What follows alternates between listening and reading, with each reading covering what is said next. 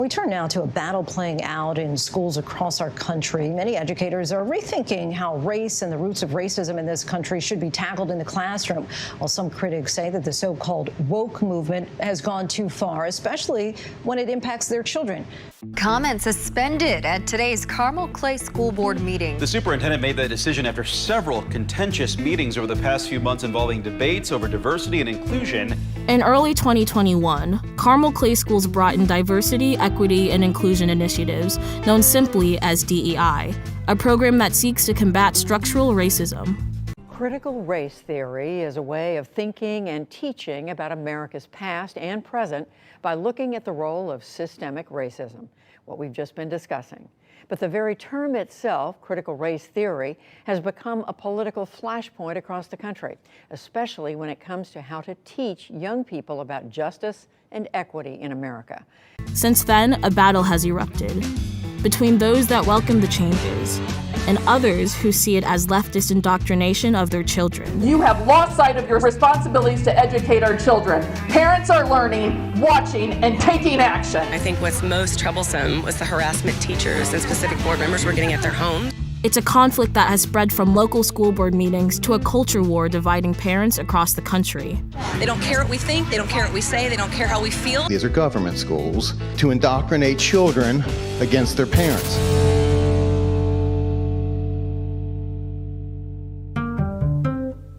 In the quiet enclaves of Carmel, one man is leading the fight against these progressive changes. Alvin Louis came to Indiana to escape the leftist indoctrination he claims was taking over his home in California.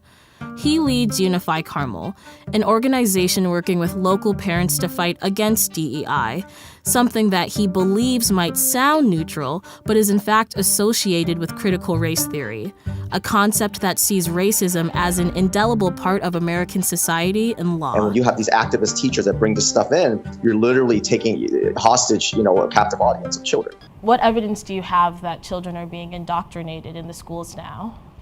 Well, a couple of reasons. Number one is the way they have the materials that the teachers read. They have them read books that are very critical race theory authors. There's a ton of LGBT gender indoctrination. What they're doing is that they're changing the culture of the schools and changing the way children think about race, themselves, America, the values. So you sent me this image. So we have Karl Marx, we have Tupac, we have a meme. Yeah. What's indoctrinating about this in a classroom? Well, it's the idea that teachers, activist teachers, are taking upon themselves to put up things like glorifying Marxism. Critical race theory is a Marxist ideology. Is that not just history, though? Because he is a famous figure in history. Ironically, they don't put pictures of anybody else that is pro-America. They're changing the values and the morals of children to hate the country. That's the problem. That's not education. Do you know that they're doing that, though? Yes, 100%. How? Because we have whistleblowers, teachers, and administrators in the schools showing us that when they teach, they only teach one direction.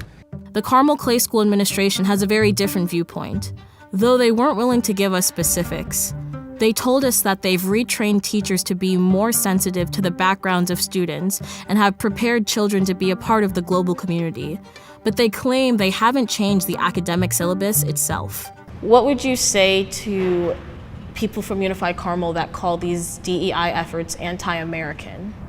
Yeah, so that's something that we've heard, and that's something I don't understand. So something that we look at other countries and we talk about and we look down upon are when leaders ask people to follow them blindly. And that's not what we should be doing here in America. I love America, but to love something, to truly love it, is to want it to succeed and to want it to be better. And it's not teaching kids to hate America, it's teaching them the truth about what history actually looks like.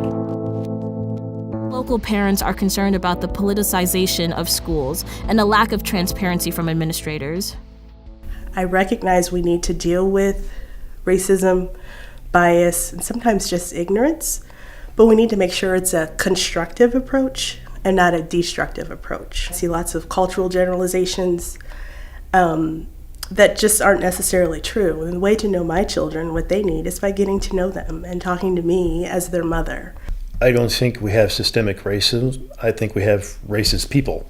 And I think people aren't helping to enforce the systems that we do have. I don't want to challenge you, but I would just say I talked to a student today who said it was normal for her to hear slurs in her classrooms and for teachers not to say anything. And that's why in her mind it was systemic, because that was like almost the culture. I'm not doubting her experience whatsoever, but my point would be, where's the accountability? The system doesn't allow the school teacher to be that way. They don't know what's going on in their own hallways, and they're spending money on all the wrong things. I'm here for my kids to get an education. I don't need my kids taught how to rally, how to protest, how to march. Not my kids from their upper middle class home in their idyllic suburb. ABC's Terry Moran examines this growing flashpoint.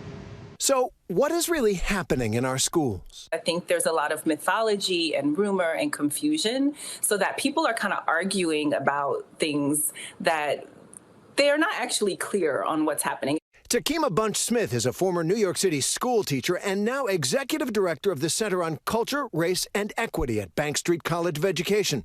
She helps schools and other organizations implement equity policies and practices. Black Lives Matter! Black Lives Matter! This is really a time, I think, to think about ultimately what kind of world do I want to live in, and what kind of a world do my children deserve to live in. Say his name! George Floyd! That's an urgent goal in today's America, but how we get there is bitterly dividing school communities, bringing a long-simmering conflict to full boil. There is definitely an overfixation and obsession with race. You know, in New York City, 50% of our kids aren't even reading at grade proficient level.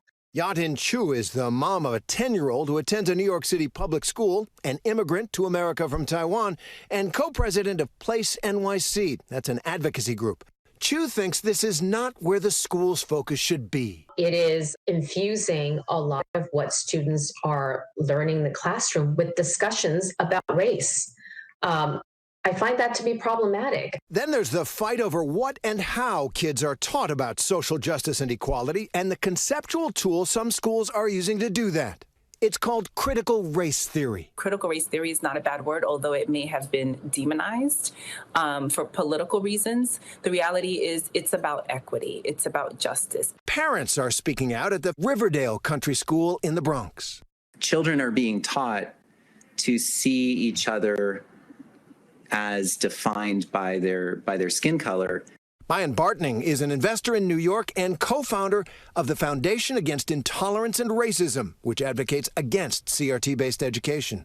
Bartning, who describes himself as half Mexican, Native American, and half Jewish, took his 2 young children out of Riverdale when he learned about the equity curriculum. They didn't look deep enough. They didn't really stop and say, well, is this really achieving our goals? Bartning says his foundation already has 20,000 members from across the country, parents concerned about the impact of these new ideas on their kids. When we have a whole bunch of little kids who are told from a very young age that they are defined by their skin color, you know, that you're going to end up with a society where everybody's tribal and everybody is racist. As Amna Nawaz reports for our Race Matters series, the debate over its potential role in school curricula has set off a firestorm that has roiled school districts and state legislatures nationwide. There were parents that were just sick of it.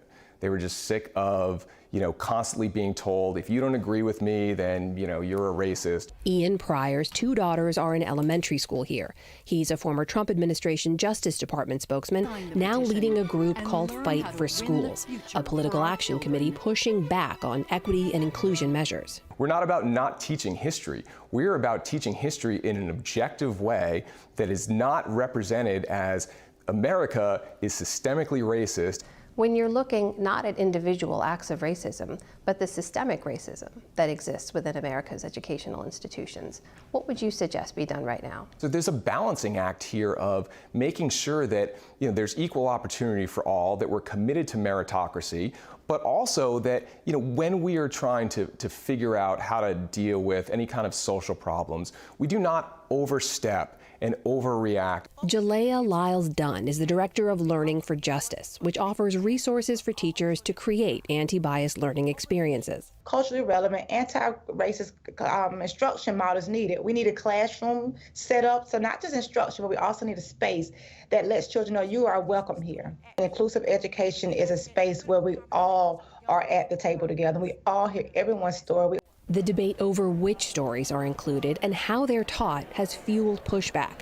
Back in Loudoun County, we sat down with school superintendent Scott Ziegler. We have said for months now, we are not teaching critical race theory in our schools. We're not using any type of program to quote unquote indoctrinate or convert our children.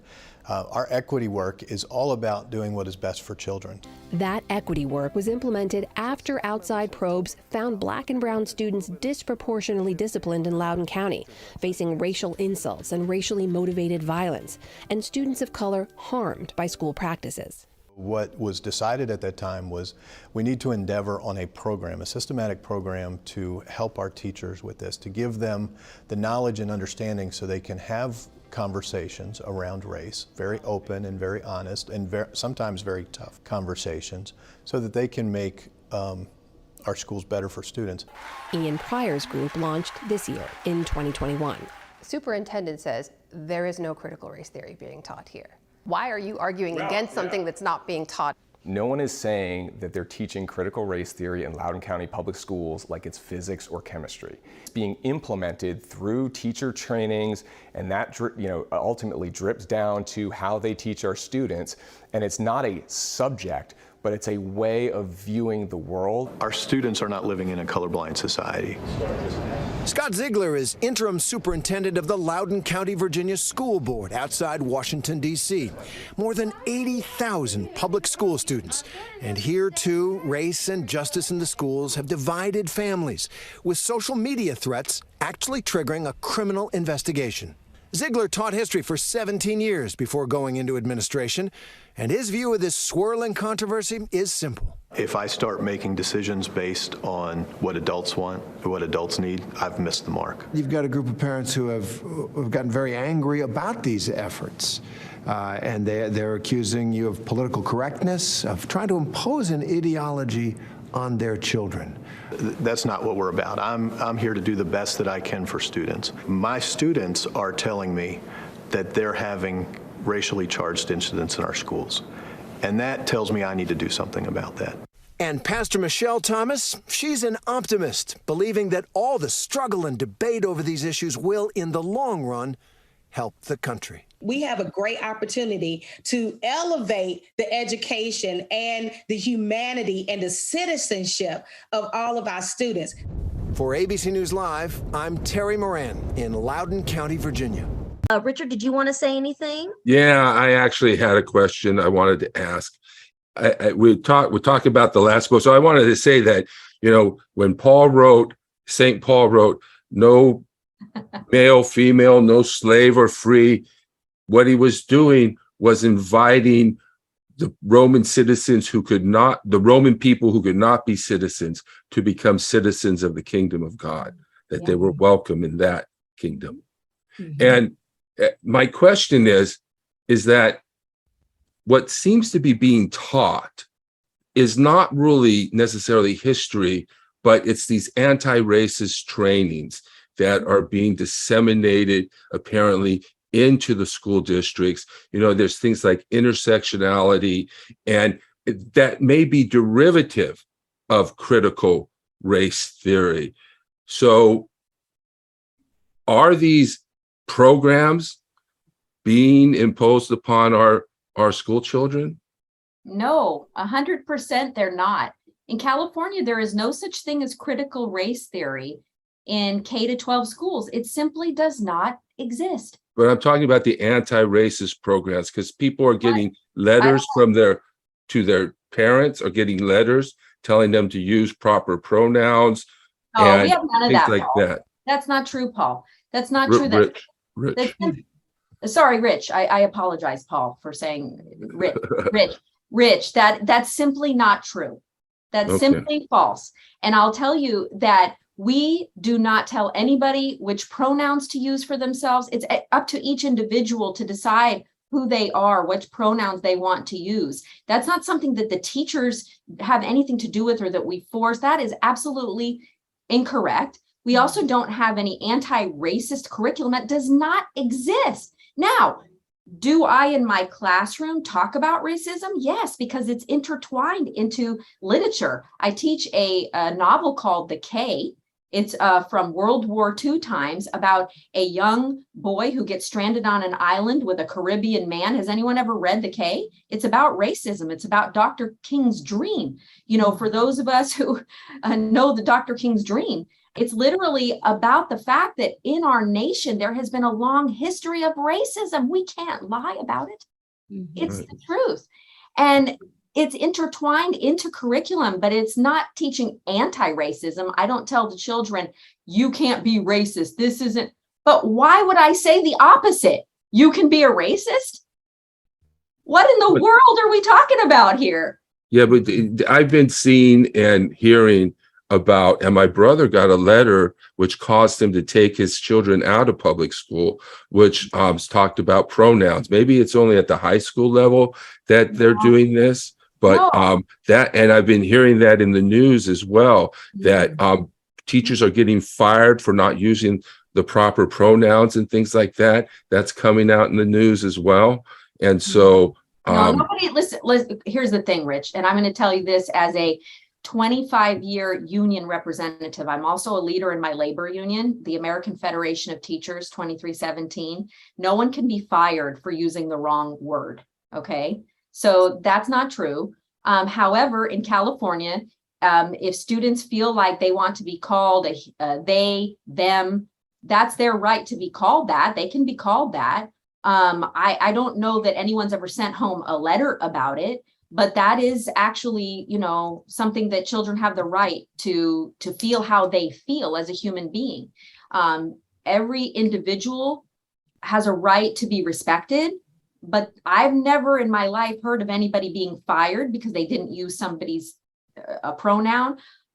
We don't send home letters at all in the Ocean View School District about anything like this. There is no law that says we have to do that.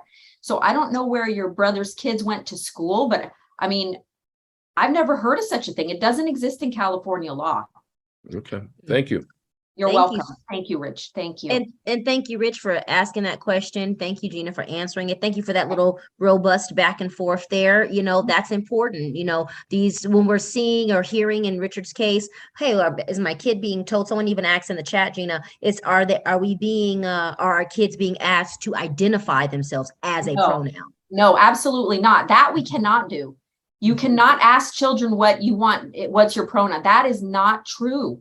We do not do that. So I don't know where that's coming from, but I can tell you that's definitely not occurring in the Ocean View School District or where I work in LA County in the ABC Unified School District. So I work in LA County as a teacher, and then I'm the president of Ocean View. That's not happening in either county that I know of that I'm working in. So no. And I will say this, we are really in a blessed position to have you here because you literally work in 2 different counties. You live in Huntington Beach. So you pretty much are like, that's not the case. I've been doing this for a long time. So I think you guys, we can definitely take this educator's commitment and her word for that. And Gina, thank you for that so much. I think that really has been impactful. Dixie, did you have a question? I just don't want to miss you before we close out, guys. Dixie, you want a few words? Well, you addressed it about young children. Are they being asked to choose their pronoun? Because no, that my granddaughters were in the Whittier area. In the Whittier School District. Uh-huh.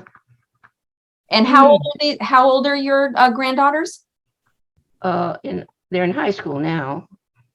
I mean, when you think this occurred, do you know when this occurred? Because we're not allowed to do that. So I'm not sure where that's coming from. Do you know if the children themselves asked to be? If a child asks from their own will, if they ask to be called they or she, he, whatever it is, then the teacher has to honor that. Okay. But if we don't ask the children to identify themselves, we're not supposed to be doing that. Teachers don't do that.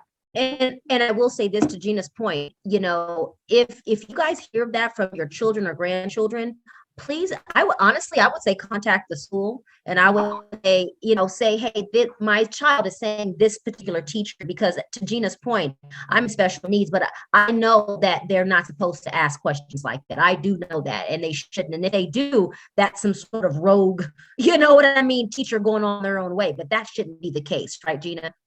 Yeah, exactly. So here's the thing. And I see something in the chat about critical theory and yeah. So we don't teach critical theory or critical race theory at all in California in K-12 schools. That is not true. You know what? I'm going to be real strong about this now, because I don't like misinformation. I know though that some people believe that it's occurring, but no, I am telling the truth. Someone says that it's all over California, you're not telling the truth. I don't know who's writing that, but in fact, it is not. If you want to, right now, you can go to the California Department of Education's website. You can look up the social studies curriculum at each grade level, and you will see that it does not exist. We are not allowed to teach CRT in California schools K-12. That is not true. Critical thinking is not critical race theory. Maybe someone's getting confused, but we do not have that in California. Period. End of story. I'm sorry. I'm going to strongly disagree with you and respectfully, but I will not allow misinformation to be spread. I'm not going to allow it. And Gina, thank you for that. The person in the chat, the person's name is Karen. I will say thank you for expressing your freedom of speech and your right to your thoughts and feelings. But Gina, thank you for clarifying that as one of our educators very much. So before we close out, everyone, and Gina, if you could stay on, we just have a couple minutes we want to share with you of our Vice President just recently talking to the National Educators Association. So Richard, go ahead and we're going to share screen and let's listen to our Vice President for a few minutes during this time. Thank you. The reason why we wanted to have you listen to the last few words of what Kamala was saying there is that she just spoke about how, just like every other aspect of America's history, when it comes to equality, when it comes to equity, when it comes to immigration, when it comes to finding harmony for all of our American citizens and also people who are here, it's always a fight. And she brings that up because it's also education is included, making sure that our students are sure to be achieving and receiving the best education possible, making sure that they have the best educators who are diligent and very caring about the distribution of the information and honest. It is a constant move forward and fight to ensure that it stabilizes our education system, remains stabilized, robust, true, and continuing to uplift and properly educate our youth. She really delivered that in such a wonderful way. And I wanted you guys to feel the essence of the power of education. Education got me out of poverty. Education got me out of a difficult state in my life and lifted me to better places. People like Gina mean the world to me because she loves education and it's in her heart and it's every fiber of who she is. So our democracy is built on many different principles: education, freedom of speech, and so many other rights. But education is one of the top. And as long as our education is robust and strong, so our democracy will be as well. So that is the first episode conclusion of the Arc of Democracy. Our next episode will be coming up here in about 3 weeks or so. We will have the former woman who ran for Congress, Laura Oatman, on. She is amazing. She currently resides in the Newport Beach area, and she is going to speak to us on the Arc of Democracy, the Supreme Court, and democracy today. So that's going to be a really exciting discussion as well. I want to go ahead and let everyone know, don't forget, midterms are coming up November 8th. We have approximately 58 days. So please, let's make sure that we are being activated and we are talking to our neighbors about voting. And here's the key, especially if you are voting in line with liberal principles: up and down the ballot. We do not stop at just the first top. We go all the way down. Okay. I also want to let you all know, and I said it before, and I let Richard jump in where he'd like to, the wonderful Richard Presida, that the Truth of Democracy, we are going through a big revolution. We are really opening our doors to so many of our leaders to come in. I have some awesome surprises for you that we will be having some amazing leaders from DC speaking for us in the coming months. So I want to let you all know that I thank you so much. I'm honored to be here with you guys and moderating with Richard. And this has been a wonderful discussion. Again, Gina is running for Huntington Beach City Council for this November election. Be sure to be engaged, everyone. Be activated. And Gina, if you can leave everyone with one final thought before we all log off and enjoy our beautiful Sundays of what action they can take to take the information that they learned today and continue to be active in their democracy, what can they do? Well, that is something that I talk to my students' parents about every time they come to a parent-teacher conference. So imagine you're at your parent-teacher conference with your child. Think back to when you went with your kids to school. And one of the things that I encourage the parents to do is go home and talk to their children about where they come from and why they're in America today. Talk to how you got to this nation, whether it was 10 years ago, 1 year ago, 100 years ago, or your relatives have been here since, the Pilgrims were here.